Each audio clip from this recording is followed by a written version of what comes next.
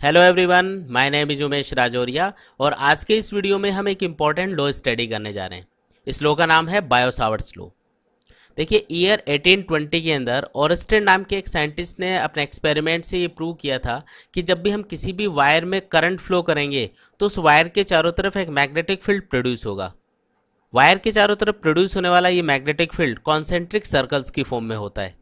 अब हमें ये तो पता था कि जब हम किसी भी वायर में करंट फ्लो करेंगे तो उस वायर के चारों तरफ एक मैग्नेटिक फील्ड प्रोड्यूस होगा, लेकिन उस मैग्नेटिक फील्ड का मैग्नीट्यूड कितना होगा। तो किसी भी करंट कैरिंग वायर की वजह से प्रोड्यूस होने वाले मैग्नेटिक फील्ड का मैग्नीट्यूड कैलकुलेट करने के लिए बायो-सावर्ट नाम के एक साइंटिस्ट ने एक लॉ बनाया था। उस लॉ को यूज़ करके हम किसी भी करंट कैरिंग वायर की वजह से प्रोड्यूस होने वाले मैग्नेटिक फील्ड का मैग्नीट्यूड कैलकुलेट कर सकते हैं। तो चलिए देखते हैं बायो-सावर्ट्स लॉ क्या है। देखिए, जब भी हम किसी भी करंट कैरिंग वायर की वजह से प्रोड्यूस होने वाला टोटल मैग्नेटिक फील्ड कैलकुलेट करना चाहते हैं तो इसके लिए हम वायर को छोटे छोटे एलिमेंट्स में डिवाइड कर लेते हैं और उसके बाद में हर एक एलिमेंट की वजह से प्रोड्यूस होने वाले मैग्नेटिक फील्ड को अलग अलग कैलकुलेट करते हैं। अब जो मैग्नेटिक फील्ड है वो एक वेक्टर क्वांटिटी होती है, इसलिए अलग अलग एलिमेंट की वजह से प्रोड्यूस होने वाले मैग्नेटिक फील्ड का अगर हम वेक्टर एडिशन कर लें तो उससे हमें वायर का टोटल मैग्नेटिक फील्ड मिल जाता है।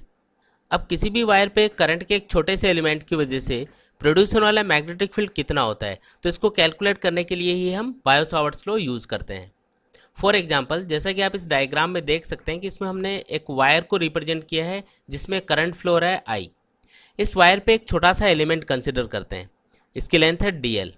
अगर मैं इस वायर में फ्लो होने वाले करंट को इस डी एल एलिमेंट से मल्टीप्लाई कर दूं तो इसे बोला जाएगा current element I d L.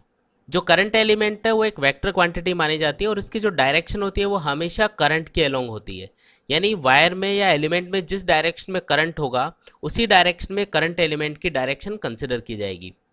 अब मान लेते हैं कि आपको इस करंट एलिमेंट की वजह से इसके सेंटर से आर डिस्टेंस के ऊपर ये कोई पॉइंट पी दिया हुआ है और यहाँ पे आपको इस करंट एलिमेंट की वजह से मैग्नेटिक फील्ड फाइंड करना है। ये जो पी पॉइंट है ये एलिमेंट के सेंटर से आर डिस्टेंस पे है। अगर मैं एलिमेंट के सेंटर से इस पी पॉइंट की तरफ एक वेक्टर ड्रॉ करता हूं तो इसे हम कहेंगे पोजीशन वेक्टर। इस करंट एलिमेंट की जो डायरेक्शन है और जो पोजीशन वेक्टर आर की डायरेक्शन है, इनके बीच का एंगल है थीटा। अब मान लेते हैं कि इस current element I d L की वजह से इस पी पॉइंट पे प्रोड्यूस होने वाला जो मैग्नेटिक फील्ड है वो है डी बी। तो ये डी बी मैग्नेटिक फील्ड कितना होगा, तो चलिए इसको कैलकुलेट करने के लिए हम बायो-सावर्ट्स लॉ यूज़ करते हैं। अकॉर्डिंग टू बायो-सावर्ट्स लॉ, इस पी पॉइंट पे प्रोड्यूस होने वाला जो मैग्नेटिक फील्ड है डी बी वो इस करंट एलिमेंट में फ्लो होने वाले करंट के डायरेक्टली प्रोपोर्शनल होगा। इसका मतलब ये है कि इस वायर में जितना ज़्यादा करंट फ्लो होगा इस पी पॉइंट पे प्रोड्यूस होने वाला मैग्नेटिक फील्ड भी उतना ही ज़्यादा होगा। साथ ही इस पी पॉइंट पे प्रोड्यूस होने वाला मैग्नेटिक फील्ड इस एलिमेंट की लेंथ के ऊपर भी डिपेंड करेगा। इस एलिमेंट की लेंथ जितनी ज़्यादा होगी उतना ही ज़्यादा मैग्नेटिक फील्ड आपको पी पॉइंट के ऊपर मिलेगा। इसका मतलब ये है कि इस पी पॉइंट पे प्रोड्यूस होने वाला जो मैग्नेटिक फील्ड डी बी है वो एलिमेंट की लेंथ के डायरेक्टली प्रोपोर्शनल होता है। जितने भी फील्ड होते हैं जैसे इलेक्ट्रिक फील्ड, ग्रेविटेशनल फील्ड, ये डिस्टेंस के स्क्वायर के इन्वर्सली प्रोपोर्शनल होते हैं, यानी ये स्क्वायर इन्वर्स लॉ को फॉलो करते हैं।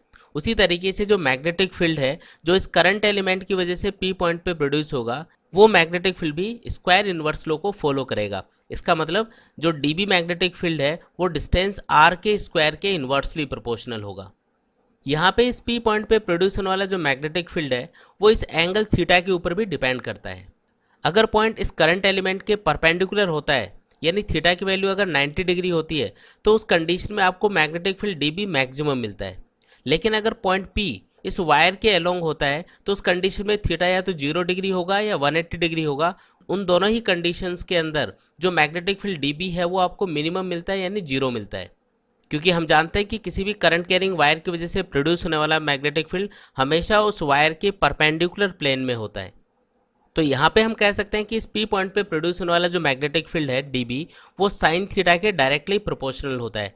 क्योंकि हम जानते हैं कि अगर थीटा 90 होगा तो साइन थीटा की वैल्यू मैक्सिमम आएगी, यानी मैग्नेटिक फील्ड मैक्सिमम मिलेगा। और अगर थीटा 0 या 180 होगा तो उन दोनों ही सिचुएशन में साइन थीटा की वैल्यू 0 आएगी, यानी मैग्नेटिक फील्ड आपको 0 मिलेगा।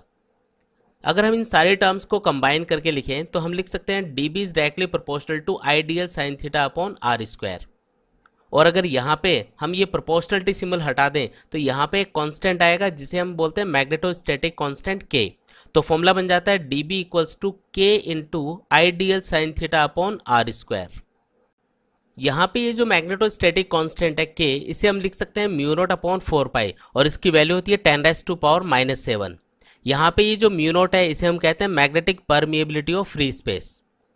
तो इस पी पॉइंट पे प्रोड्यूस होने वाले मैग्नेटिक फील्ड का फॉर्मूला बन जाता है d B equals to mu naught upon 4 pi I d l sine theta upon are square. अब अगर हम इस फॉर्मूले को वेक्टर फॉर्म में लिखें तो इसे हम लिख सकते हैं D B equals to mu naught upon 4 pi I into D L cross R cap upon are square. यहाँ पे आर केप का मतलब है पोजिशन वेक्टर आर का यूनिट वेक्टर। यहाँ पे इस फॉर्मूले के अकॉर्डिंग जो D L cross R cap की डायरेक्शन होगी वही यहाँ पे मैग्नेटिक फील्ड की डायरेक्शन कंसिडर की जाएगी। फॉर एग्जाम्पल अगर इस डायग्राम में हम देखें तो जो डी एल वैक्टर है उसकी जो डायरेक्शन है वो करंट की डायरेक्शन के अलोंग है और जो आर केप की डायरेक्शन वो आर वेक्टर के अलोंग होगी। तो राइट हैंड रूल के अकॉर्डिंग अगर हम राइट हैंड फिंगर्स को डी एल एलिमेंट की डायरेक्शन में रखते हुए आर केप या फिर आर वेक्टर की डायरेक्शन में कर्ल करते हैं तो जो थंब होता है वो रिजल्टेंट वेक्टर यानी डीबी की डायरेक्शन बताता है। यानी इस पी पॉइंट पे जो मैग्नेटिक फील्ड की डायरेक्शन है वो होगी प्लेन के परपेंडिकुलर इनवर्ड, जिसे हम क्रॉस के सिंबल से रिप्रेजेंट करते हैं। इस पी पॉइंट पे मैग्नेटिक फील्ड की डायरेक्शन कैलकुलेट करने के लिए हम राइट हैंड रूल भी यूज़ कर सकते हैं। राइट हैंड थंब रूल के अकॉर्डिंग अगर हम किसी भी वायर में फ्लो होने वाले करंट की डायरेक्शन में राइट हैंड थंब को पॉइंट करें तो वायर के चारों तरफ राइट हैंड फिंगर जिस डायरेक्शन में कर्ल होती हैं वो उस वायर के चारों तरफ प्रोड्यूस होने वाले मैग्नेटिक फील्ड की डायरेक्शन को बताती है। फॉर एग्जाम्पल इस फर्स्ट केस के अंदर अगर हम करंट की डायरेक्शन में यानी अपवर्ड डायरेक्शन में राइट हैंड थंब को पॉइंट करते हैं तो फिंगर्स वायर के चारों तरफ इस तरीके से एंटी क्लॉकवाइज डायरेक्शन में कर्ल होती है, यानी वायर के चारों तरफ जो मैग्नेटिक फील्ड है वो एंटी क्लॉकवाइज डायरेक्शन में होगा। इसी तरीके से इस सेकेंड केस में जब इस वायर में फ्लो होने वाले करंट की डायरेक्शन डाउनवर्ड होगी तो हम राइट हैंड थंब को डाउनवर्ड पॉइंट करेंगे।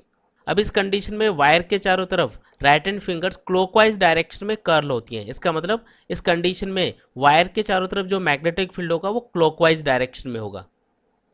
किसी भी करंट एलिमेंट की वजह से प्रोड्यूस होने वाले मैग्नेटिक फील्ड की वैल्यू कैलकुलेट करने के लिए हम बायो-सावर्ट्स लॉ यूज़ करते हैं, जबकि इलेक्ट्रोस्टैटिक्स में किसी भी इलेक्ट्रिक चार्ज की वजह से इलेक्ट्रिक फील्ड की वैल्यू कैलकुलेट करने के लिए हम कूलॉम्स लॉ यूज़ करते हैं। यहाँ पे हम देखते हैं कि इन दोनों लॉज के बीच में कुछ सिमिलरिटीज़ और कुछ डिससिमिलरिटीज़ होती हैं। तो चलिए सबसे पहले हम देखते हैं कि इन दोनों लॉज के बीच में क्या सिमिलरिटीज़ होती हैं। यहाँ पे हम देखते हैं कि जो बायो-सावर्ट्स लॉ है और जो कूलॉम्स लॉ है वो दोनों ही लॉन्ग रेंज फोर्स होते हैं, मतलब एक लॉन्ग डिस्टेंस के लिए एप्लीकेबल होते हैं और ये दोनों ही स्क्वायर इनवर्स लॉ को फॉलो करते हैं। इसका मतलब है मैग्नेटिक फील्ड या इलेक्ट्रिक फील्ड का मैग्नीट्यूड एलिमेंट या चार्ज से डिस्टेंस से स्क्वायर के इन्वर्सली प्रोपोर्शनल होता है।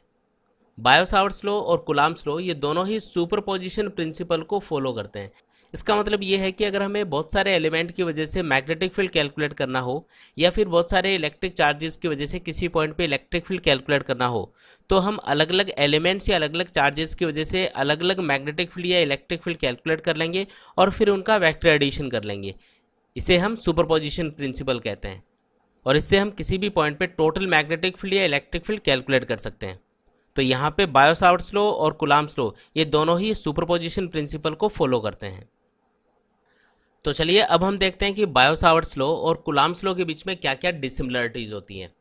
देखिए जब हम कूलॉम्स लॉ को यूज़ करते हुए किसी भी चार्ज की वजह से किसी पॉइंट पे इलेक्ट्रिक फील्ड कैलकुलेट करते हैं तो इलेक्ट्रिक फील्ड हमेशा उसी प्लेन के अंदर होता है जिस प्लेन में चार्ज और पॉइंट का पोजीशन वेक्टर प्रेजेंट होते हैं।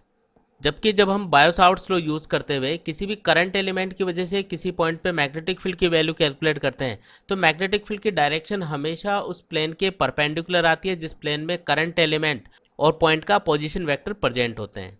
यानी ये बायो-सावर्ट्स लॉ और कूलॉम्स लॉ के बीच में एक डिसिमिलरिटी है। कूलॉम्स लॉ को यूज़ करते हुए जब हम किसी भी चार्ज की वजह से किसी पॉइंट पे इलेक्ट्रिक फील्ड कैलकुलेट करते हैं तो ये जो इलेक्ट्रिक फील्ड है ये एंगल थीटा से इंडिपेंडेंट होता है।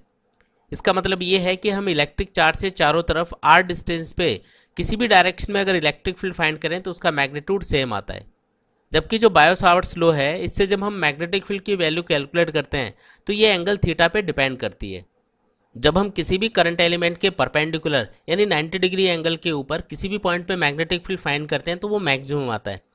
जबकि हम किसी भी करंट एलिमेंट के अलोंग यानी 0 डिग्री एंगल पे या 180 डिग्री एंगल के ऊपर किसी भी पॉइंट पे मैग्नेटिक फील्ड फाइंड करते हैं तो ये मिनिमम यानी 0 आता है। कूलॉम्स लॉ के अकॉर्डिंग जो इलेक्ट्रिक फील्ड है वो एक स्केलर क्वांटिटी जिसे हम इलेक्ट्रिक चार्ज कहते हैं उसकी वजह से प्रोड्यूस होता है। जबकि बायो-सावर्ट्स लॉ के अकॉर्डिंग जो मैग्नेटिक फील्ड है वो एक वेक्टर क्वांटिटी जिसे हम करंट एलिमेंट कहते हैं उसकी वजह से प्रोड्यूस होता है। तो ये भी बायो-सावर्ट्स लॉ और कूलम्ब्स लॉ के बीच में एक डिसिमिलरिटी होती है। तो गाइज आज के इस वीडियो में हमने बायो-सावर्ट्स लॉ को डिटेल में स्टडी किया और साथ ही हमने स्टडी किया कि कूलम्ब्स लॉ और बायो-सावर्ट्स लॉ में क्या सिमिलरिटीज़ और डिसिमिलरिटीज़ होती है। नेक्स्ट वीडियो में हम बायो-सावर्ट्स लॉ की कुछ इंपॉर्टेंट एप्लीकेशंस स्टडी करेंगे। तो आई होप आप लोगों को ये वीडियो पसंद आया होगा, तो इसे लाइक और शेयर जरूर करें। साथ ही आप बेल आइकन को भी प्रेस कर सकते हैं ताकि आपको नए नए वीडियोज़ के अपडेट सबसे पहले मिलते रहें। तो मिलते हैं एक न्यू वीडियो के साथ, तब तक के लिए take care and good bye.